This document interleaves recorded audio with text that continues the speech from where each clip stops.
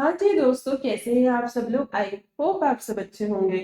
आज हम अपने रिपोर्टिंग के रिवीजन को आगे बढ़ाते हैं। तो रिपोर्टिंग चैप्टर में आगे हमारा कौन सा स्टैंडर्ड है? ऐसे 705 modifications to the opinion in the independent auditor's report. तो अब अपन बात करें कि ओपिनियन की इस पूरे स्टैंडर्ड में बात की जा रही है तो हमारे कितने टाइप के ओपिनियंस होते हैं। देखो, बेसिक अपने अगर मैं बात करूँ तो दो टाइप के ओपिनियंस होते हैं। एक तो होते हैं मॉडिफाइड ओपिनियन, राइट, और दूसरा होता है अनमॉडिफाइड ओपिनियन, मतलब कि क्लियर ओपिनियन, जिसमें हमारे कोई भी मॉडिफिकेशन नहीं है, आपने एकदम सही से काम किया कंपनी ने, तो उसमें हम उनको क्लियर रिपोर्टिंग दे देते हैं, which we call as unmodified report. अब बात करते हैं मॉडिफाइड रिपोर्ट की कि मॉडिफाइड रिपोर्ट कितने टाइप्स की और आगे हो सकती है। तो इसका आगे सब बाइफर्केशन अपने पास गिवन है इनटू थ्री टाइप्स। अब वो थ्री टाइप्स कौन कौन से हैं? Qualified opinion, adverse opinion and disclaimer of opinion. तो हम जब भी अपने रिपोर्टिंग में 705 वाले स्टैंडर्ड की बात करते हैं तो बेसिक हम इन तीन ओपिनियंस के बारे में बात करते हैं, क्वालिफाइड, एडवर्स एंड डिस्क्लेमर, क्योंकि इन्हीं के ऊपर ज्यादा अपन को फोकस करने की जरूरत है। क्लियर ओपिनियन में तो बस इतना ही लिखना है कि आपके में कोई भी मिसस्टेटमेंट नहीं है and it is all free from the material misstatement due to fraud और एरर।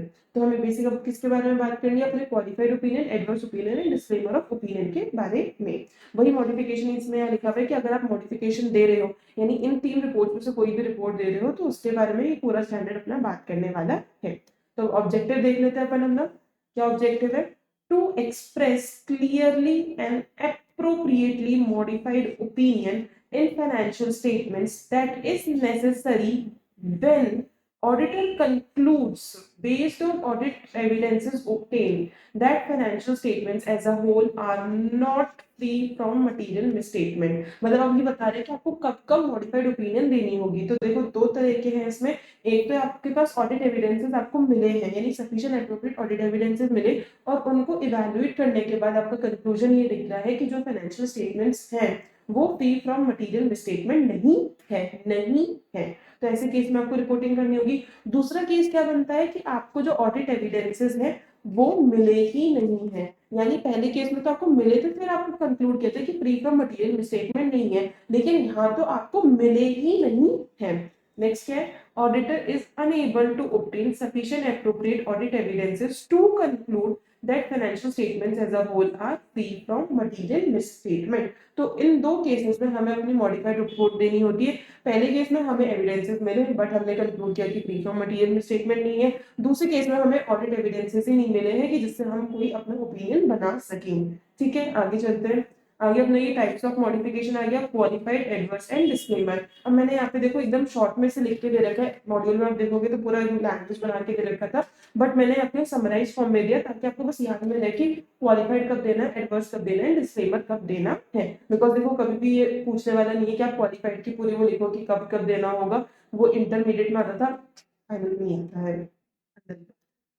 सो अपन हम बात करें क्वालिफाइड ओपिनियन की, तो क्वालिफाइड ओपिनियन अपन को कब देनी होती है? दो केसेस में देनी होती है। दो केसेस कौन से हो गए जो ये अपन ने ऊपर पढ़े? दोनों ही केसेस, यानी आपको ऑडिट एविडेंसेस मिले and then you concluded that not free from material misstatement. ठीक है, और दूसरा केस अगर आपको ऑडिट एविडेंसेस मिले ही नहीं है। दोनों ही केसेस में हमें क्वालिफाइड ओपिनियन देनी हो सकती है। अब क्वालिफाइड ओपिनियन हम कब देते हैं? देखो, हम कभी भी अगर कोई मॉडिफिकेशन देते हैं तो उसके दो क्राइटेरिया या फिर ऐसे कह सकते हैं दो स्टैंडर्ड्स होते हैं, जो अगर मीट आउट होते हैं तब जाकर के हमें ये फॉलोइंग मतलब ओपिनियंस देनी होती है। और वो दो अपने क्राइटेरिया कौन से होते हैं मैं यहाँ पे लिखती भी हूँ, मटीरियलिटी एंड परवेजिवनेस।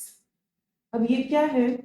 देखो, मटीरियलिटी तो क्या बोलता है कि भाई वो जो पर्टिकुलर अमाउंट है, अगर आपने अपने ऐसे 320 के अकॉर्डिंग अगर आपने अपनी मटीरियलिटी डिवाइस करी है कि भाई इससे ऊपर के अमाउंट्स को मैं चेक करूंगी, इनमें कोई प्रॉब्लम होगी तो मैं उन्हें रेक्टिफाई भी करूंगी, टीसीडब्ल्यूजी मैनेजमेंट को बताऊंगी। तो अगर इस तरह के कुछ मटीरियल अमाउंट्स होते हैं तो उनको हमें अपनी ओपिनियन में मेंशन करना होता है। अब ऐसे कोई अमाउंट है जो कि मटीरियल ही नहीं हो और उन्होंने आपको कुछ मिसस्टेटमेंट मिला है, तो उनके लिए आपको मॉडिफाइड ओपिनियन देने की जरूरत नहीं है। फॉर सपोज अगर कोई ना 100 करोड़ की कंपनी थी, 100 करोड़ का उनका टोटल बैलेंस शीट का टोटल था, तो इस तरीके में 100 करोड़ की कंपनी में कुछ लाख रुपए का फ्रॉड हो भी जाता है या कोई मटेरियल मिसस्टेटमेंट हो भी जाता है, तो उसको अपन इतना ज्यादा वो नहीं करते मैटर कि भाई इसको हम अपनी क्वालिफाइड ओपिनियन दे करके बताए भाई वो इतना मटेरियल ही नहीं है फॉर दी होल कंपनी। मतलब होता है ना कि आपके कभी कोई पेटी थेफ्ट होता है तो उसके लिए आप टॉलरेंस रखते हो, तो अगर इस तरह की कोई छोटी छोटी चीजें हो रही है तो उनके लिए आप टॉलरेंस रखते हो उन्हें बस इंटरनली कि भाई ठीक है बस सी सही हो, अगली बार से नहीं हो, कोई बड़ी चीज ना निकल के आ जाए, इतना अपन करते हैं, लेकिन इसके लिए हम क्वालिफाइड ओपिनियन नहीं देते हैं।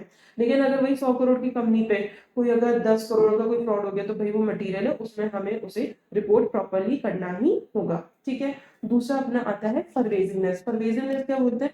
फॉर सपोज अगर कोई इस तरह का अमाउंट है, अब मैं पूरी बैलेंस शीट की बात कर रही हूँ, अब बैलेंस शीट में कोई एक डेटर में कोई गलती थी, अब वो डेटर किसको इम्पैक्ट करेगा? जो आपका डेटर का बैलेंस है उसे ही इम्पैक्ट करेगा और किसी को इम्पैक्ट करने वाला नहीं है। तो ऐसे केस में वो जो एक डेटर में गलती थी वो पूरे फाइनेंशियल स्टेटमेंट्स को इम्पैक्ट नहीं कर रही है, वो सिर्फ एक डेटर के बैलेंस को इन डेटर के बैलेंस को इम्पैक्ट कर रही है। तो ऐसे केस में हम पूरे उस पर रिपोर्टिंग करते हैं कि भाई इस तरह की गलती है, भाई वो तो परवेजिव ही नहीं है।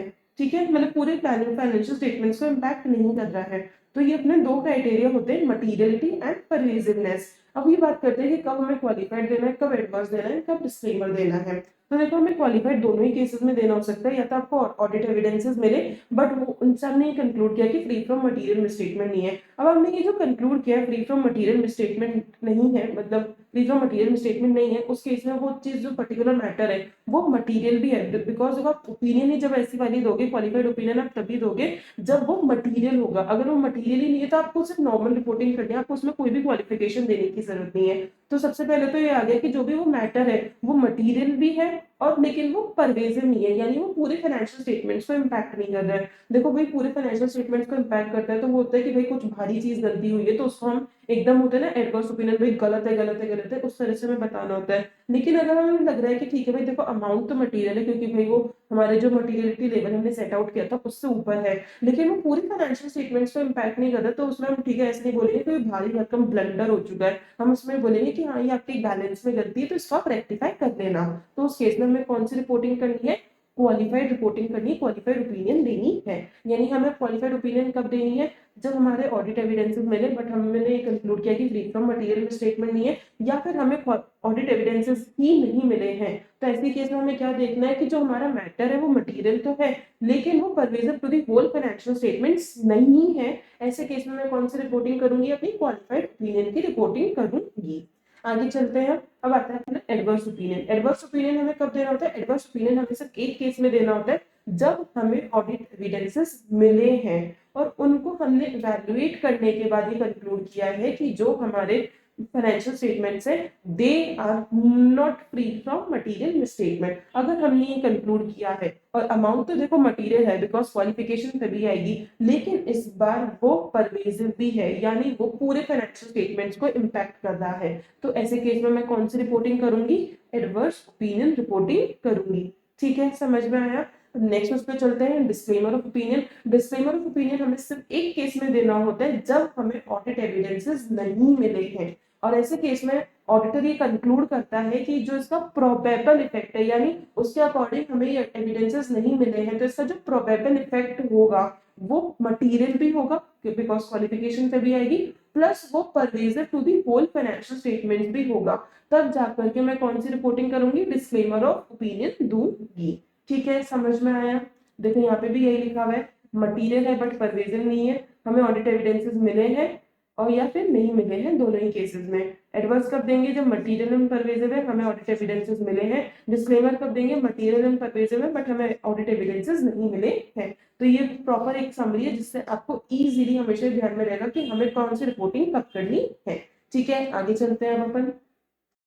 नेक्स्ट टॉपिक है हमारा व्हाट इज परवेजिव। भाई इतनी देर से मैं आपसे बात कर रही हूँ परवेजिवनेस परवेजिवनेस, भाई परवेजिवनेस क्या होती है इसको एक बार अपन देख लेते हैं।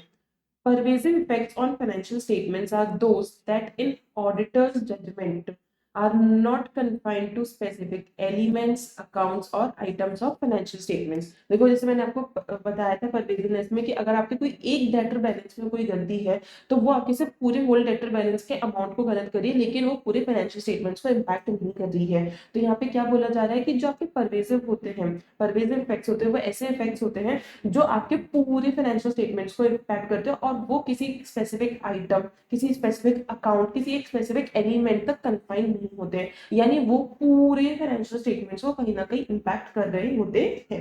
ठीक है, नेक्स्ट पॉइंट क्या है?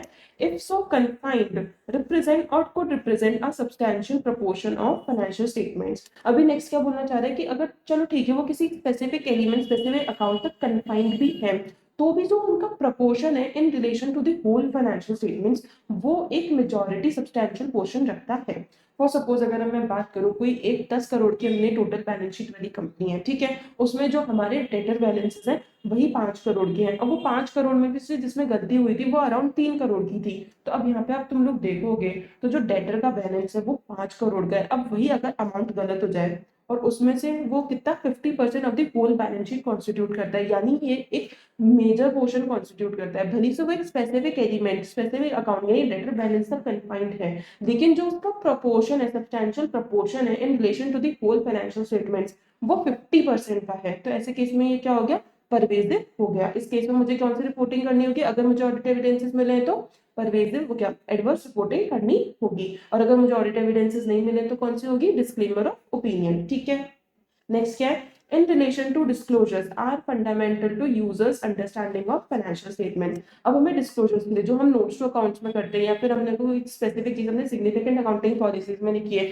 अगर उनमें भी कुछ मेजर गड़बड़ी है जो हमारे पूरे फाइनेंशियल स्टेटमेंट्स को कहीं ना कहीं इम्पैक्ट करती है, यानी देखो हमें सिंपल से एक चीज देखनी है क्या वो हमारे पूरे फाइनेंशियल स्टेटमेंट्स को इम्पैक्ट कर रही है, अगर हाँ तो परवेजिव होगा वो। ठीक है, तो यहाँ पे भी ये लिख रखा है कि अगर कोई रिलेटेड टू डिस्क्लोजर है जो हमारे पूरे फाइनेंशियल स्टेटमेंट्स की जो अंडरस्टैंडिंग बनती है यूजर्स की उन्हें कहीं ना कहीं इम्पैक्ट करी, फंडामेंटली इम्पैक्ट करी, तो इस केस में वो क्या आएगा, परवेजिव बनेगा एंड अकॉर्डिंगली हमें रिपोर्टिंग करनी होगी। ठीक है, आगे चलते हैं।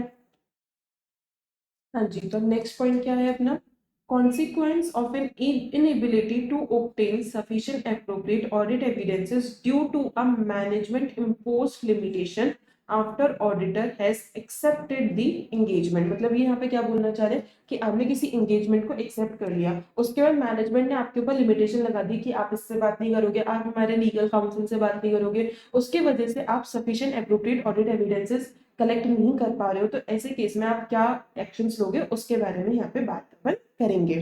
तो क्या लिखा हुआ है यहाँ पे, सबसे पहले if after accepting the engagement auditor becomes aware that management has imposed limitation on scope of audit that auditor considers likely to result in need to express a qualified or disclaimer of opinion। यानी आप देखो management impose limitation की वजह से आप sufficient appropriate audit evidences नहीं ले पा रहे हो, तो अब इस केस में आपको क्या करना होगा, या तो आप क्वालिफाइड ओपिनियन दोगे या फिर डिस्क्लेमर ऑफ ओपिनियन दोगे based on the materiality and the pervasiveness. तो यहाँ पे यही बोल रहे हैं कि आप पे लिमिटेशन लगा दी उस वजह से आपको लग रहा है कि आपको या तो क्वालिफाइड या डिस्क्लेमर ओपिनियन देना पड़ेगा। Auditor shall request the management to remove the limitation, वो रिक्वेस्ट करेगा कि भाई साहब प्लीज ये लिमिटेशन हटा दीजिए हमारे ऊपर से। इफ मैनेजमेंट रिफ्यूजेस कि नहीं मैं नहीं हटाऊंगा, to remove the limitation auditor shall communicate the matter to TCWG. अगर मैनेजमेंट बोले कि मैं नहीं हटाऊंगा तो ऐसे केस में ऑडिटर क्या करेगा, टीसीडब्ल्यूजी के पास जाएगा कि प्लीज आप अपने मैनेजमेंट को समझाइए कि मेरे ऊपर से ये जो स्कोप लिमिटेशंस लगाए हैं इनको हटा दें and determine whether it is possible to perform alternative procedures to obtain sufficient appropriate audit evidences। हम देखो अगर मैनेजमेंट ने मना कर दिया कि मैं नहीं हटाऊंगा तो ऐसे केस में टीसीडब्ल्यूजी के पास जाएगा ऑडिटर की प्लीज इन्हें बोलो कि हटा दे, और ऑल्टरनेटिव प्रोसीजर्स लगाने की कोशिश करेगा कि भाई ठीक है जिन प्रोसीजर्स पे इन्होंने मेरी लिमिटेशन लगाई है तो इसके बजाय मैं कोई दूसरे प्रोसीजर लगा के अपने ऑडिट एविडेंसेस ले सकता हूँ क्या, तो मैं वो डिटरमाइन करूंगी कि क्या मेरे लिए वो पॉसिबल है या नहीं है। If auditor is unable to obtain sufficient appropriate audit evidences, यानी टीसीडब्ल्यूजी को बोलने के बाद भी और ऑल्टरनेटिव प्रोसीजर्स देखने के बाद भी वो sufficient appropriate audit evidences collect नहीं कर पा रहा है, auditor shall determine implications as follows। If auditor concludes that possible effects, देखो हमें यहाँ पे ऑडिट एविडेंसेस नहीं मिले हैं तो यहाँ पे हमारे कौन से इफेक्ट्स आएंगे, पॉसिबल इफेक्ट्स आएंगे कि भाई ऐसा हो सकता है। On financial statements of undetected misstatements if any could be material but not pervasive। यहाँ पे क्या हो गया, मटीरियल है बट परवेजिव नहीं है, तो उसकी कौन सी ओपिनियन होगी, क्वालिफाइड ओपिनियन होगी। दूसरा क्या है, if auditor concludes that possible effects on financial statements of undetected misstatements if any could be both material and pervasive so that qualification of opinion would be inadequate। मतलब देखो material and pervasive तो हमें कौन सा देना होगा, disclaimer of opinion देना होगा। लेकिन इस केस में यहाँ पे और लिखा हुआ है कि यार ये डिस्क्लेमर ऑफ ओपिनियन ना अच्छी नहीं होता, उसमें हमें ऐसा लिखना होता है कि हमने तो ऑडिट करी नहीं है, हमें तो ऑडिट एविडेंसेस मिले भी नहीं है। तो कोई कंपनी भी नहीं चाहती कि हम इस तरह की ओपिनियन ऑडिटर से लें, और ऑडिटर भी ये सोचता है कि यार ये ऐसी ओपिनियन देने के बजाय इस एंगेजमेंट को छोड़ देता हूँ। तो यहाँ पे दो केस बनते हैं अपने, विड्रॉ फ्रॉम दी ऑडिट, या तो वो देखा कि अगर मेरे लिए पॉसिबल है तो मैं इस एंगेजमेंट से विड्रॉ कर जाऊं, where practicable and possible under applicable laws and regulations. मतलब जिन लॉज एंड रेगुलेशंस के अंडर वो काम कर रहे हैं, फॉर सपोज अगर उन पे सीबी एक्ट लगता है तो वो देखेगा कि क्या मैं सीबी के अकॉर्डिंग इस पर्टिकुलर एंगेजमेंट को इस टाइम पे छोड़ सकता हूँ या नहीं छोड़ सकता हूँ। अगर मेरे लिए पॉसिबल होगा तो मैं विड्रॉ कर लूंगी। ठीक है। If withdrawal from audit before issuing audit report is not practicable, यानी मैंने चेक कर लिया, सेबी ने बोल दिया कि नहीं तुम अभी तो विड्रॉ नहीं कर सकते हो और मुझे ऑडिट रिपोर्ट इशू करनी ही होगी, then I will disclaim my opinion. कि भाई अगर सेबी बोल रहा है कि रिपोर्ट दो, ठीक है भाई रिपोर्ट ले लो, मुझे डिस्क्लेमर ऑफ ओपिनियन नहीं दूंगी, मैं और कोई रिपोर्टिंग तो कर ही नहीं सकती, मुझे ऑडिट एविडेंसेस मिले ही नहीं है। तो ऐसे केस में मेरी कौन सी रिपोर्टिंग होगी? Disclaimer of opinion. when auditor decides to withdraw, तो अगर ऑडिटर मतलब उसे एप्लीकेबल है, मतलब जो अपन ने ये वाला पॉइंट पढ़ा कि अगर उसको एप्लीकेबल लॉज एंड रेगुलेशंस के अकॉर्डिंग अगर उसको परमिसिबल है टू विड्रॉ, और अगर वो उसके अकॉर्डिंग विड्रॉ कर रहा है, तो बिफोर विड्रॉइंग यानी विड्रॉ करने से पहले auditor shall communicate to TCWG any matters regarding misstatements identified during audit that would have given rise to a modification of the opinion। मतलब वो टीसीडब्ल्यूजी को एक बार बता के जाएगा कि देखो भाई मैं तो विड्रॉ कर रहा हूँ, यानी मैं कोई रिपोर्टिंग नहीं करने वाला हूँ, लेकिन मेरा विड्रॉ करने का जो कारण है वो आप सुन लो, ताकि आप उसे रेक्टिफाई करा सको, ताकि दूसरे ऑडिटर को कोई जरूरत नहीं पड़े कि वो अपनी क्वालिफाइड ओपिनियन या डिस्क्लेमर ऑफ ओपिनियन आपको दे। ठीक है। नेक्स्ट पॉइंट क्या है? Where auditor's withdrawal is not permitted. अब देखो ये वाला पॉइंट आ गया कि अगर विड्रॉल परमिसिबल नहीं है तो the listing agreement and SEBI's directive on resignation of auditor does not permit withdrawing from the engagement without issuing audit review report। मतलब दो तरह के होते हैं, जो अपन ने क्वार्टरली चलते हैं वो क्या होती है? लिमिटेड रिव्यू रिपोर्ट होती है, एलआरबी कहते हैं अपन, और जो एनुअली जाती है वो प्रॉपर अपनी ऑडिट रिपोर्ट होती है।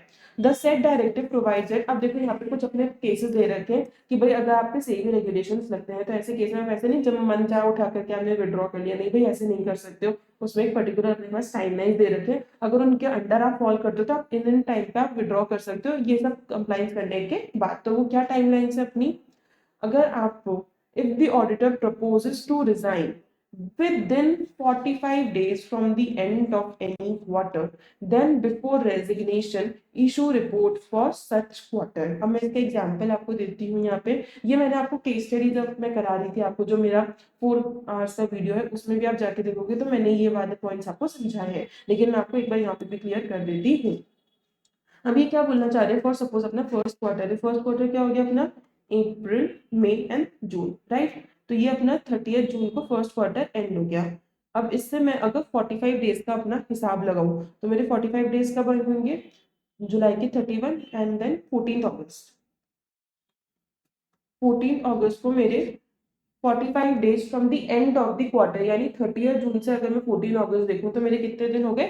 45 डेज हो गए, राइट। अब इसमें क्या बोल रहा है कि अगर आपने एंड ऑफ क्वार्टर से विद इन 45 डेज यानी 14 अगस्त तक बोल दिया कि भाई मैं रिजाइन करना चाहता हूँ, तो ऐसे केस में आपको क्या करना होगा कि जो सेकेंड आपका जो फर्स्ट क्वार्टर गया है, यानी जो अप्रैल मई जून वाला क्वार्टर है, उसकी रिपोर्ट आपको दे के जानी होगी। यानी आपने देखो क्वार्टर निकाल दिया पूरा, उसके 45 डेज के अंदर अंदर आप बोल रहे हो कि आपको रिजाइन करना है, तो ऐसे केस में जो क्वार्टर गया है ना उसकी तो रिपोर्टिंग आपको करके ही जानी ही होगी। तो आपको फर्स्ट क्वार्टर की यहाँ पे रिपोर्टिंग करनी होगी। ठीक है। नेक्स्ट में क्या लिखा है? After 45 days, after 45 days from end of any quarter, then before resignation issue report for such quarter as well as next quarter। अभी यहाँ पे बोलना चाह रहे हैं कि अगर हमने आफ्टर 14 अगस्त हमें बताया कि आप रिजाइन करना चाहते हो, तो ऐसे केस में आपको फर्स्ट क्वार्टर की तो रिपोर्टिंग करनी ही करनी है, लेकिन आपको सेकेंड क्वार्टर की भी रिपोर्ट देके जानी होगी। यानी कौन सी होगी अपने?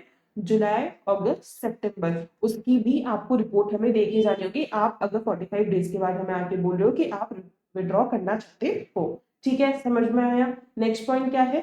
If LR report has been issued If annual report has been issued for all 3 quarters, then auditor shall issue audit report for full year before resignation. अभी यहाँ पे बोलना चाह रहे हैं कि भाई साहब आपने 3 क्वार्टर्स पे हमें लिमिटेड रिव्यू रिपोर्ट दे दी, अब आप 4th क्वार्टर में बोल रहे हो कि आप विड्रॉ करना चाहते हो। भाई 3 क्वार्टर आपने किए तो 4th क्वार्टर को भी आप कंप्लीट करो और हमें पूरी एनुअल रिपोर्ट आप दे एनुअल ऑडिट रिपोर्ट दे करके जाओ। ऐसे नहीं कर सकते आप कि हमने 3 क्वार्टर यानी आप 12 में से 9 महीने तो हमारे साथ रहे और लास्ट के 3 महीने में आप हमें छोड़ के नहीं जा सकते हो। आपको लास्ट के 3 महीने को भी मिला करके हमें पूरी ऑडिट रिपोर्ट देनी ही होगी। ठीक है, समझ में आया? नेक्स्ट आगे चलते हैं। हाँ, अब ये जो लास्ट अपने पास लाइन लिखी है ना, इसके आगे आप एमसीक्यू लिख लेना और इसको थ्योरी भी लिख लेना। भाई ये आपके थ्योरी में भी आ जाता है और आपके एमसीक्यू में भी इससे क्वेश्चन उठ के आ जाते हैं। क्या लाइन है? ICAI has made an announcement that auditor of unlisted company, let me just highlight it, the auditor of unlisted company shall not mention professional preoccupation,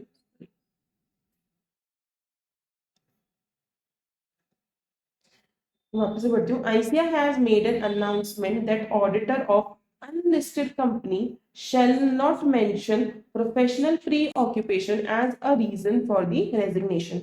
ICAI क्या बोल रहा है कि अगर आप किसी भी अनलिस्टेड कंपनी के लिए, यानी अदर देन लिस्टेड सब आ गई इसमें, small company, private company, unlisted, public company, सब इसके अंदर आ गई। अगर आप किसी ऐसी अदर देन लिस्टेड कंपनी की ऑडिट को छोड़ रहे हो तो उस केस में आप सिर्फ ये नहीं बोल सकते कि हमारा प्रोफेशनल प्रीऑक्यूपेशन यानी मेरे पास बहुत सारा काम है, मैं दूसरे असाइनमेंट्स में अटका हुआ हूँ इसलिए मैं आपकी ऑडिट को छोड़ रहा हूँ। नहीं भाई, आप ऐसा नहीं कर सकते हो। आपको प्रॉपर रीजन देने होंगे कि आप इस एंगेजमेंट को क्यों छोड़ना चाहते हो। देखो बेसिकली यहाँ पे रीजन क्यों, मतलब ये बेसिक क्यों डाला गया कि भाई लिस्ट में आपको सब कुछ लिखने की जरूरत नहीं है, बिकॉज देखो वहां तो सेबी है, सेबी ने ऑलरेडी ये सारे रेगुलेशंस बना दिए कि विद इन 45 डेज ऐसा, आफ्टर 45 डेज ऐसा, 3 रिपोर्टिंग कर दे तो चौथी भी आपको करनी पड़ेगी।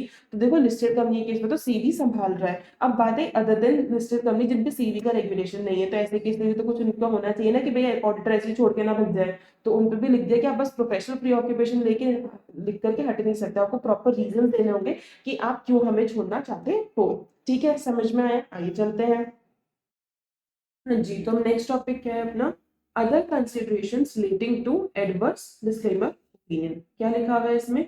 When auditor considers it necessary to express an adverse or disclaimer of opinion, यानी किसी केस में अगर आपने एडवर्स या डिस्क्लेमर ऑफ ओपिनियन दिया है तो ऐसे केस में report shall not also include an unmodified opinion with respect to same financial reporting framework on single financial statements or one or more specific elements, accounts, or items of financial statements.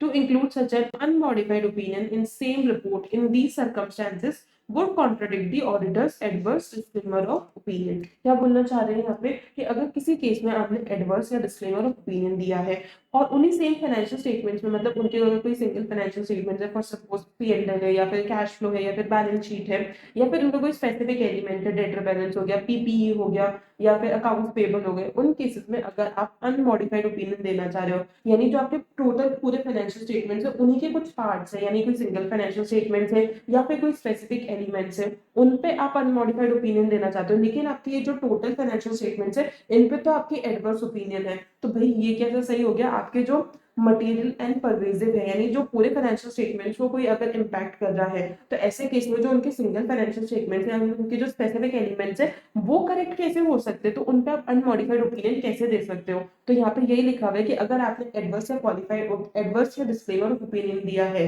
तो ऐसे case में आप किसी single financial statement या specific element पे अपनी unmodified opinion नहीं दे सकते हो, बिकॉज वो सीधी सीधी सी बात है, आपकी जो टोटल आपने रिपोर्टिंग करी है इससे कॉन्ट्राडिक्ट वो करेगा। ठीक है, समझ में आया? आगे चलते हैं। Common content of the auditors report when the opinion is modified. अब इसमें क्या लिखा हुआ है अपने कि अपन को रिपोर्टिंग में, मतलब की जो ऑडिट रिपोर्ट होगी उसमें किस तरह से आपको अपनी लैंग्वेज लिखनी होगी इन केस ऑफ ईच मॉडिफिकेशन, यानी क्वालिफाइड, एडवर्स एंड डिस्क्लेमर, उसमें इसमें अपन बात करेंगे। सबसे पहले क्या है अपना? Qualified opinion. When auditor expresses qualified opinion statement in auditor report, अगर हमारी क्वालिफाइड ओपिनियन है तो ऐसे केस में हमें अपनी ऑडिट रिपोर्ट में कैसे स्टेटमेंट देना होगा? यहाँ पे लिखा हुआ है except for the effects of the matter described in basis of qualified opinion section।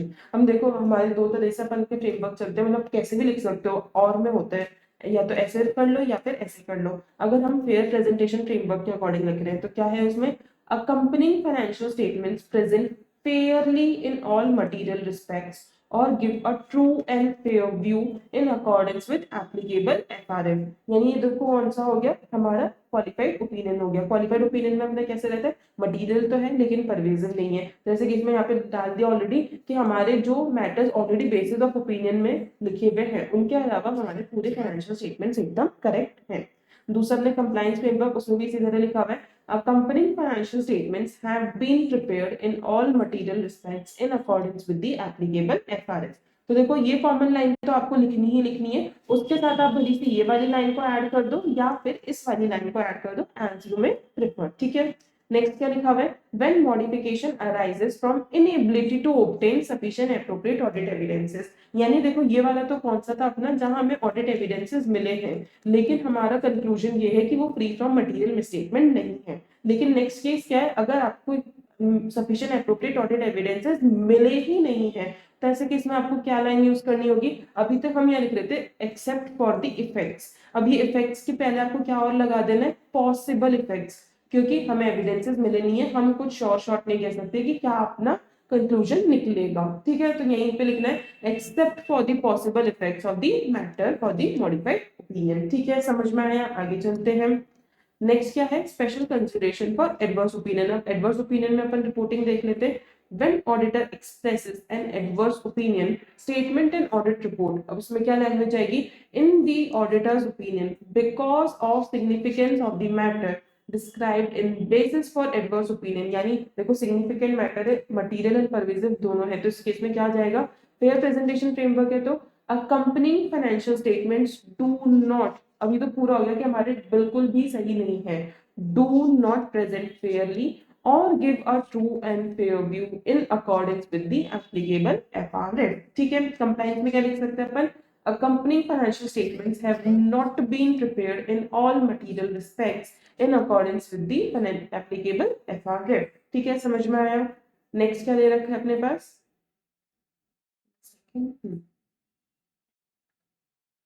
Special considerations for disclaimer of opinion. अब अपना लास्ट वाला ओपिनियन आ गया, डिस्क्लेमर ऑफ ओपिनियन। उसमें कैसे लिखना है, when auditor disclaims an opinion due to inability to obtain sufficient appropriate audit evidences, auditor shall state that auditor does not express an opinion। देखो इसमें तो अपन को थोड़ी लैंग्वेज ही पूरी चेंज करनी होगी, बिकॉज इस केस में हमें एविडेंसेस मिले नहीं है, पॉसिबल इफेक्ट हमारा मटेरियल एंड परवेसिव है, तो ऐसे केस में हम कोई भी ओपिनियन नहीं बनाने वाले, तो हमें स्पेसिफिकली लिखना होगा कि हमारी इसमें कोई भी ओपिनियन नहीं है।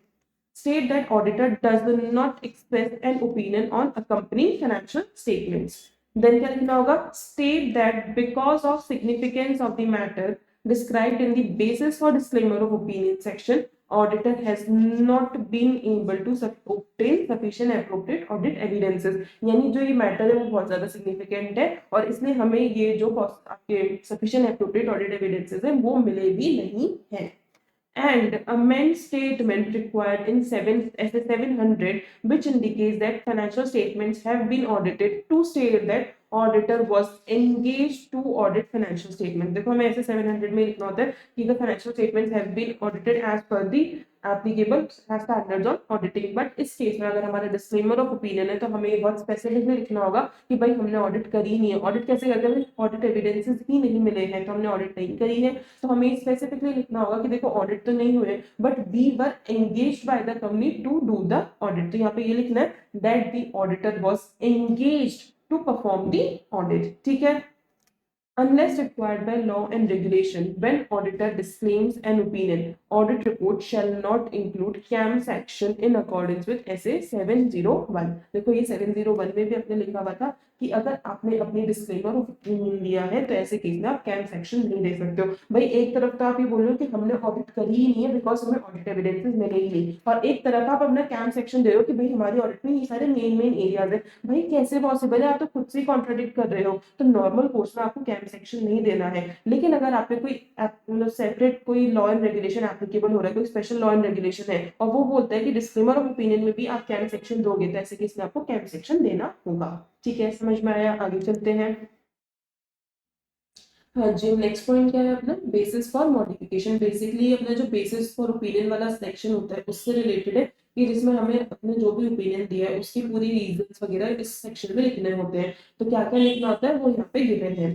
फॉर सपोज अगर आपका जो मटेरियल में स्टेटमेंट है फर्स्ट में, उसमें अगर वो स्पेसिफिक अमाउंट से रिलेटेड है including quantitative disclosures and notes, तो ऐसे केस में आपको बेसिस फॉर ओपिनियन सेक्शन में यानी ऑडिटर को अपनी ऑडिट रिपोर्ट में क्या लिखना होता है, एक तो डिस्क्रिप्शन देना होता है about the material misstatement and quantification of the financial effect of the misstatement. मतलब अगर आपके जो भी स्पेसिफिक अमाउंट से रिलेटेड मिसस्टेटमेंट है अगर उसका क्वांटिफाई कर सकते हो, यानी अगर वो प्रैक्टिकेबल है फॉर यू टू क्वांटिफाई, तो ऐसे केस में आपको उसको क्वांटिफाई करना होगा। लेकिन अगर वो प्रैक्टिकेबल नहीं है क्वांटिफाई करना, तो उस केस में भी आपको रीजन लिखने होंगे कि भाई मैं क्वांटिफाई क्यों नहीं कर पा रहा हूँ। ठीक है, समझ में आया। नेक्स्ट पॉइंट क्या है, अगर आपका मटेरियल स्टेटमेंट कोई नेगेटिव डिस्क्लोजर से रिलेटेड है, यानी आपके जो नोट्स अकाउंट में इतने डिस्क्लोजर्स आते हैं उनसे रिलेटेड अगर आपका कोई मटेरियल स्टेटमेंट है, तो ऐसे किसमें ऑडिटर को अपने बेसिस फॉर ओपिनियन सेक्शन में क्या लिखना होगा, an explanation of how disclosures are misstated, यानी आपको पूरा एक्सप्लेनेशन देना होगा कि हमारे डिस्क्लोजर्स वो मिसस्टेटेड कैसे हैं। ठीक है, नेक्स्ट पॉइंट है material misstatement related to non disclosure of information, यानी मटेरियल मिसस्टेटमेंट कैसे है कि हमने मतलब ऑडिटी ने यानी जो क्लाइंट है कंपनी है उन्होंने हमें कोई इन्फॉर्मेशन नहीं दी, नॉन डिस्क्लोजर ऑफ इंफॉर्मेशन, या फिर फाइनेंशियल स्टेटमेंट्स में कोई इन्फॉर्मेशन को डिस्क्लोज किया ही नहीं है, which is required to be disclose, यानी ऐसी कोई इन्फॉर्मेशन थी जो हमें डिस्क्लोज करनी थी लेकिन हमारे ऑडिटर ने डिस्क्लोज नहीं करी है। तो ऐसे केस में ऑडिटर को क्या करना होगा, सबसे पहले तो भाई डिस्कस करो भाई हमारे टीसीडब्ल्यूजी के साथ कि भाई तुम लोग क्यों डिस्क्लोज नहीं करना चाहते, डिस्क्लोज कर दो ताकि हमें भी रिपोर्टिंग सही करने को मिल जाए। Describe in basis for opinion section nature of nature of omitted information, यानी अगर वो बोल रहे कि भाई डिस्कस कर लिया वो नहीं मान रहे कि हम तो डिस्क्लोज नहीं करेंगे, तो ऐसे केस में आप दोगे अपनी क्वालिफाइड ओपिनियन, और फिर जो आपको नीचे बेसिस फॉर ओपिनियन सेक्शन आएगा उस केस में आपको लिखना पड़ेगा कि भाई उस ओमिटेड इन्फॉर्मेशन का नेचर क्या है, क्या इन्फॉर्मेशन है जिनको वो डिस्क्लोज नहीं करना चाहते, तो उसकी पूरी आपको डिटेल देनी होगी।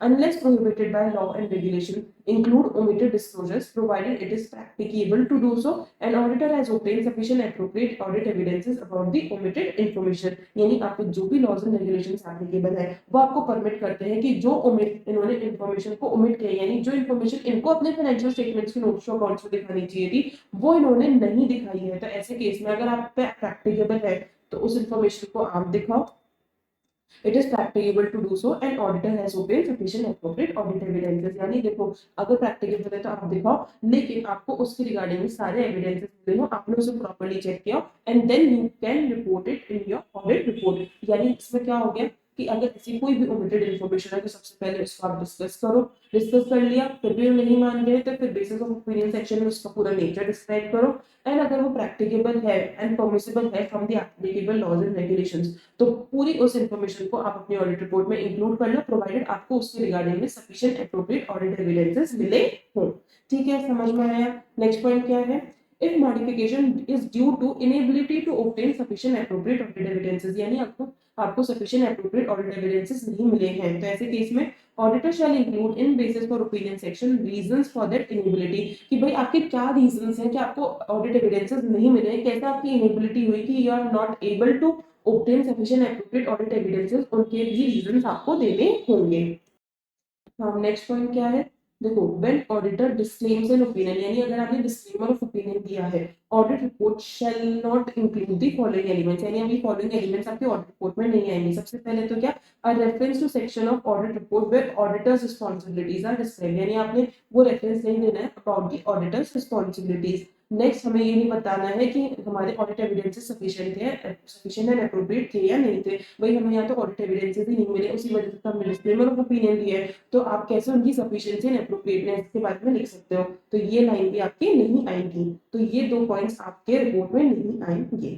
अब नेक्स्ट क्या है, नेक्स्ट वाला जो है अपने फर्स्ट इस ए वाले पॉइंट से कनेक्टेड है, क्या लिखा हुआ है, when auditor disclaims an opinion, यानी same way disclaimer of opinion है, auditor shall amend description of auditor's responsibilities, कि भाई देखो हमने जो ऑडिटर रिस्पांसिबिलिटी ऐसे 700 में पढ़े थे 3 सेक्शंस में बना करके, वो 3 सेक्शन वाली ऑडिटर्स रिस्पांसिबिलिटी नहीं आएगी in case of disclaimer of opinion, कि उसकी जगह क्या आएगा अपना, to include only the following, क्या क्या आएगा, a statement that auditor's responsibility is to conduct an audit as per SS and to issue audit report, यानी ऑडिटर की क्या रिस्पांसिबिलिटी है, to conduct audit as per standards on auditing and to issue the auditor report. बाकी हमने वो जो तीन sections में हमने ऑडिट रिस्पॉन्सिबिलिटीज पढ़ी थी वो सब नहीं आएंगी. A statement that because of matter described in basis for disclaimer of opinion section, auditor was not able to obtain sufficient appropriate audit evidences. यानी हमें ये भी लिख देना है कि हमारा जो basis for disclaimer of opinion में हमने reasons दिए हैं उस वजह से हम sufficient appropriate audit evidences obtain नहीं कर पाए. Auditor was not able to obtain sufficient appropriate audit evidences.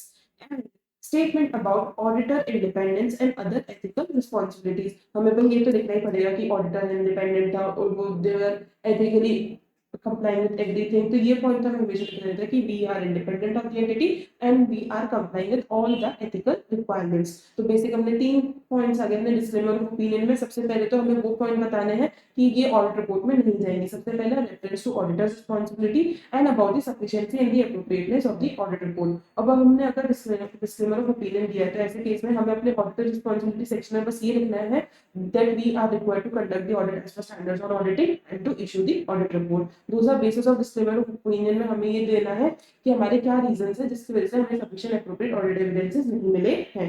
And तीसरा क्या लिखना है कि we are independent of the entity and we are complying with all the ethical requirements. ठीक है, समझ में आया? So here we have completed our essay 705 also. बहुत ही छोटा सा ऐसे था, इतना आप पढ़ लोगे, ये पूरा मॉड्यूल बेस्ड था. आपको आराम से कहीं भी प्रॉब्लम नहीं आने वाली है because majority questions are always asked from the module. So इसी तरह से आप लोग पढ़ते रहिए, खुशी खुशी मन लगा के पढ़िए एकदम.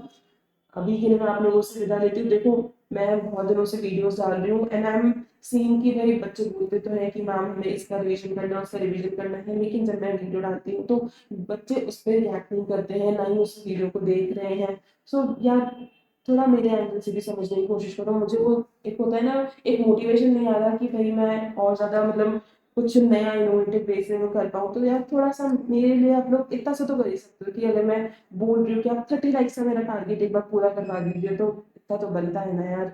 तो ज्यादा मैं नहीं बोल रही हूँ, 30 likes is like very low. आप लोग आराम से कर सकते हो. अपने दोस्तों के साथ भी शेयर करो, भाई वो भी देखेंगे तो उनको भी हेल्प आउट होगी. ऐसे नहीं कि सब आपने देख लिया, अगर उन्हें नहीं पता है तो उनके साथ भी आप शेयर कीजिए. तो सबका ही भला होगा, मेरा भी भला हो जाएगा. सो आई विश कि इस वीडियो पे आप लोग जरूर मेरे 30 लाइक्स पूरे करोगे एंड मैं नेक्स्ट वीडियो में आप लोगों से जल्दी मिलूंगी. सो फॉर अभी के लिए here this is Shri Nandini Gupta signing off.